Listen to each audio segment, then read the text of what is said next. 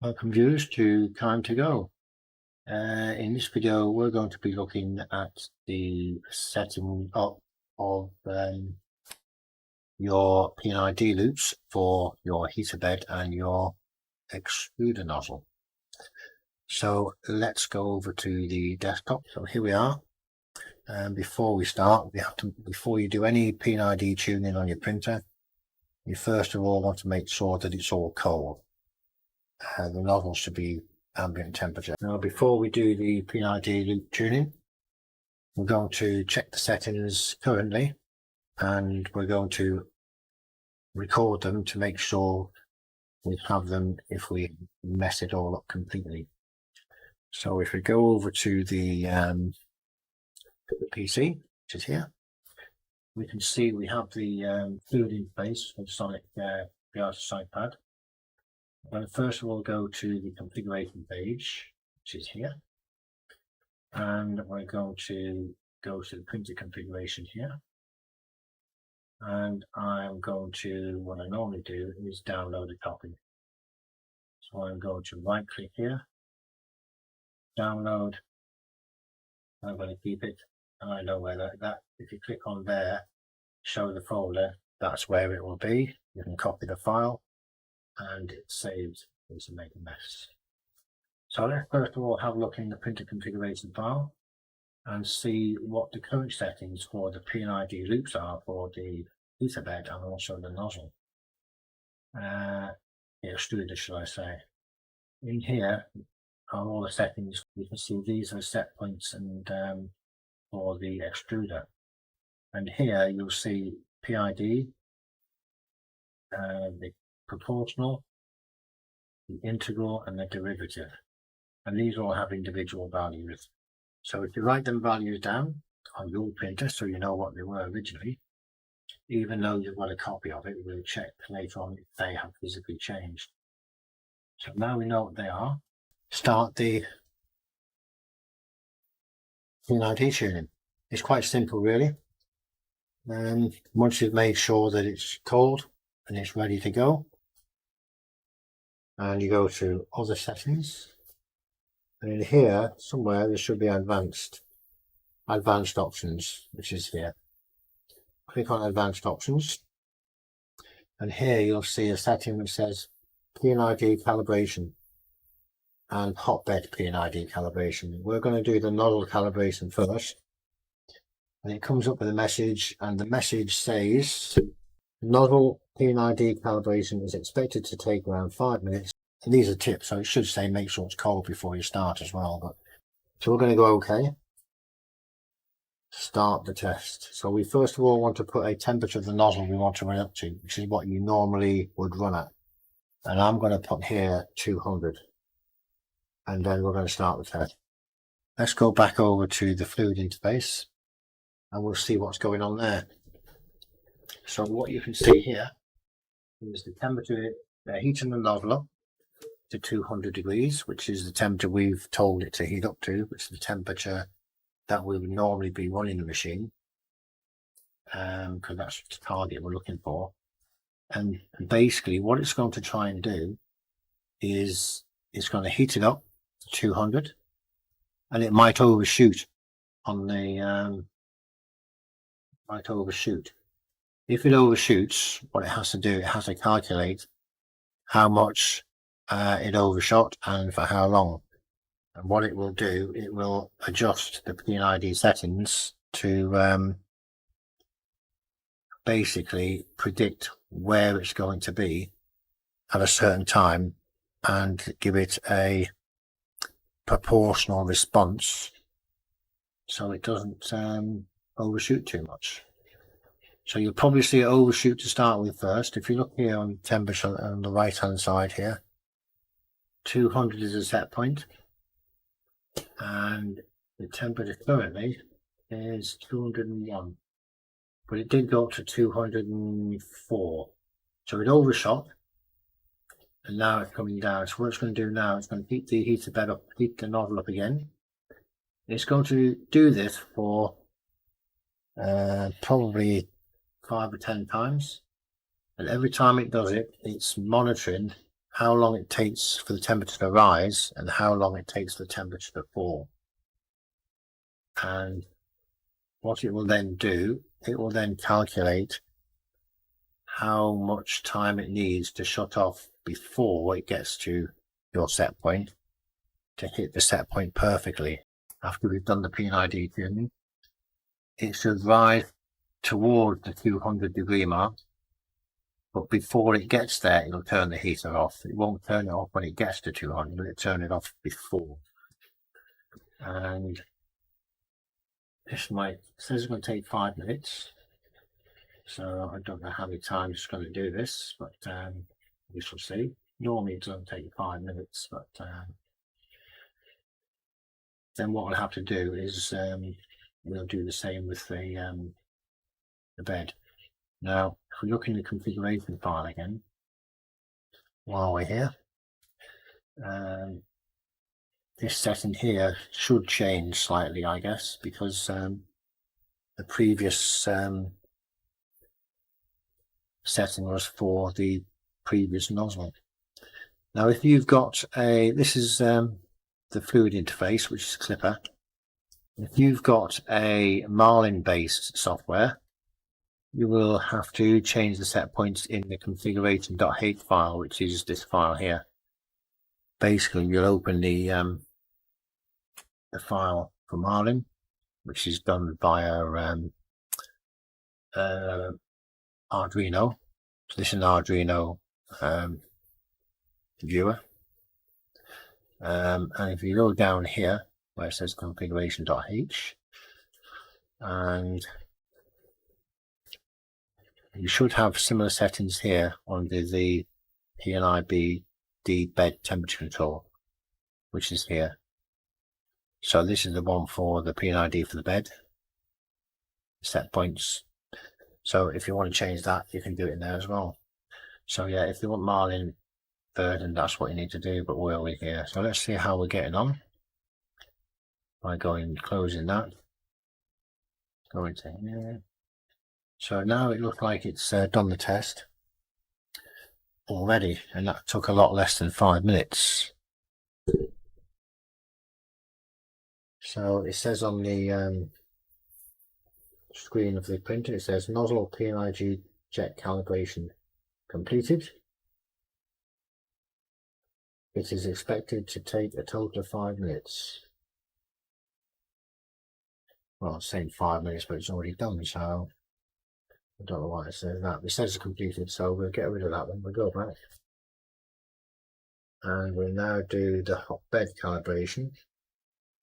So here it says hotbed P&ID calibration is about to take about 10 minutes. Do not power down printer while you're doing it. So we'll do that. And I'm going to put 60 degrees on here, because the normal running temperature when I'm running the printer for the bed is 60 degrees. And I'm going to start test. So let's see in the fluid interface for the Sonic pad if it has actually changed anything. We know what the settings were before, which 29.634, and let's see if it's changed it. So we were looking for the, now here it is here. What they've done, these have been taken out, because if you put a hash in front of the lines that the code that you don't want to be active, it won't be active. So before that didn't have the hash there, so down the bottom I guess they would have put the correct values in, which is here. So what they've done here, they've now put their own settings in here. These are the updated settings, and they've got 34.1. It was 29.6. The integral value was 2.64. It was 2.10, not 102. And the derivative was 104. It's now 110. So it has changed things. So that should come in, the temperature should come in a lot better. And these values will be ignored that are up here. They will be ignored because of the hash sign in front of the line of code. They'll probably do the same thing, I guess, with this the bed heater here, and that might take a little bit longer because it's a bigger surface area to heat up and to cool down. I'm quite sure that one's going to take a bit longer. Let's see how it's getting on. So here's the bed there, heating up.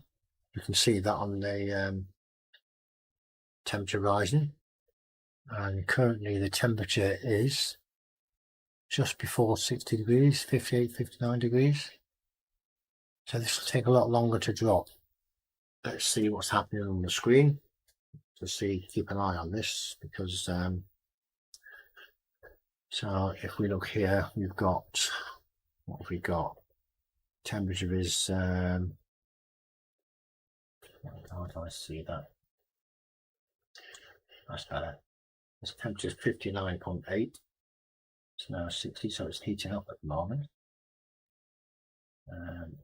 It's taking a different pattern to get there, but it should be that when this is done, next time I start the heater up, it should come dead straight on, get up to 60 and be dead flat.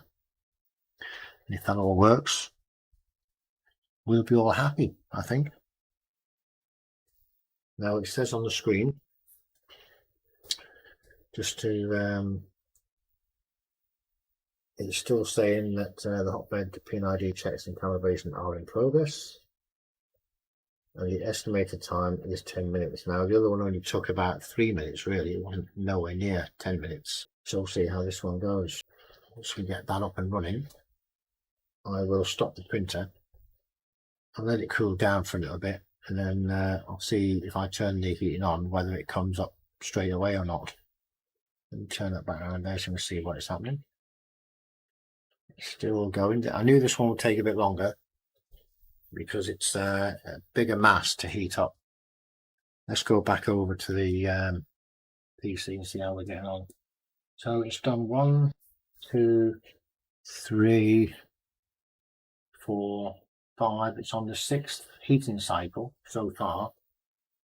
So I think 6 is probably what it will do, and then it will stop, I hope.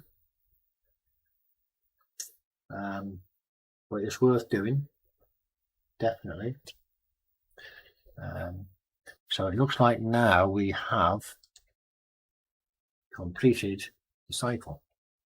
So we'll go back over to here. It's telling me now, hotbed P&ID check and calibration completed. No abnormalities found yet, it says. It should say, why put yet? So that's finished. So we've now done the calibration for the P&ID tuning for both. Let's see what difference there is on the configuration page, if any. So we'll go down to the configuration, printer configuration, and we're looking for the heater bed here. And as you can see, what they've done again, they've commented out these lines by using the hashtag there. They will now be ignored, and hopefully down the bottom you should have the new values. Here's the new values. Now originally the proportional was 72.9. It's 73.742, so that's very near. The integral was 1.594. It's now 1.490, very near. And the derivative was 9834. It's now 912. So definitely some changes. It's definitely a difference. And what I'm going to do now, even though it hasn't cooled down completely, I'm just going to see how quickly it heats up and how good it heats up. So let's do a quick test, shall we? You should really, it doesn't matter, but let me go to see what happens, how quick it comes in. I'm going to go to print, USB stick, and I'm going to print this one. So I just want to see how the temperatures come in now, see if they're any better than they were.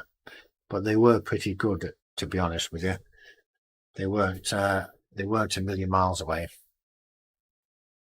But it'd be just interesting to see if it made a difference.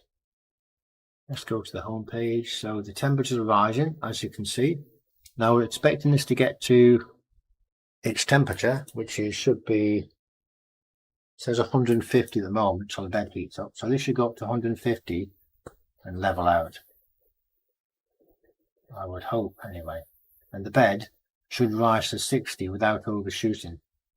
So if I leave that there, you should be able to see that. We don't want it to go too much over 60, and we want it to stay constant on 60 once it gets there. And the extruder's got to get to 205, but we don't want it to overshoot. We want it to go dead on to 205 and stop. Now the bed's overshot a little bit, but let's see how quickly it reacts. It's overshot by 1 degree, nearly. And the bed should start slowing down now, really, I would have thought. I can see it is 205, 207, so that's overshot by 2 degrees. Let's just see if it levels out. It should do, and it should level out to a perfect value of 205, I would hope. Now, you can see the difference before. When we did the P&ID tuning, it overshot and it undershot before it leveled out. And it looks like they've come in nicely. They've slightly gone over, but now they're coming down to 205, and they should keep that dead on 205. And now I know that the heater, the extruder, basically the extruder, is perfectly set up with no oscillations. If you see this line, which is the red line, which is the nozzle, if you see that oscillating up and down around your value of whatever you have the temperature set to, in this case 205, if it's varying more than a degree or so, then you need to do a tuning on the P&ID loop. So there it is. And just remember that if you're using Marlin based software, you'll have to open the configuration.h file, which is this one here, and go down to the thermal settings, the settings for the P&ID settings, which is here. Very, very similar, but it's just in a different location. So that's seems to be working. So that's all I have for you now. It's working nicely, and the temperatures are looking very, very solid. So I'm happy with that. So I will say thank you very much for watching, and we shall see you in the next one, where we will be setting up the first little print to do some calibrations for dimensional calibrations. We'll see you in the next one. Have a wonderful day. Bye for now.